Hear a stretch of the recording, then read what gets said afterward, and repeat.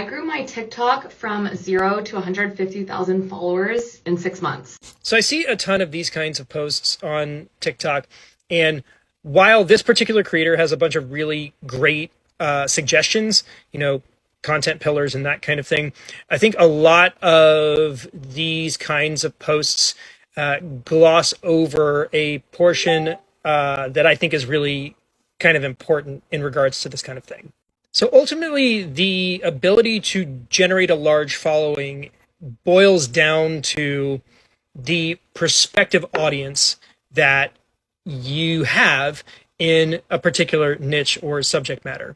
Now, if you have a wider scope, if you talk about things that are more universal, there's two components to that. One, you have the potential upside is much larger, but you also have much more competition. A lot of creators suggest that you niche down to something very specific because then you can find your diehards. And that is a great piece of advice.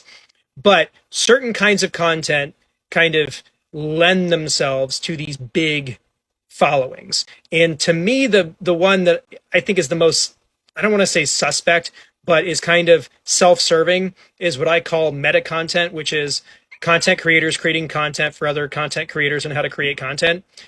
Those kinds of accounts seem to get a lot of traction really quickly because everybody is ultimately trying to do that. But their ability to build a following like that isn't always going to transfer to the thing that you are interested in or passionate about. So if you've been doing this for a while and it seems like you're not making that kind of headway, don't be discouraged by that. All I have to work with is the 10,000 followers that I've accumulated on this app in a very specific niche of being like a working guitar player and musician. But just when you are comparing yourself to other creators, first off, comparison is a thief of joy. Try to avoid it if you can. But also just be realistic about the potential audience that is out there versus the widest net possible. Just food for thought.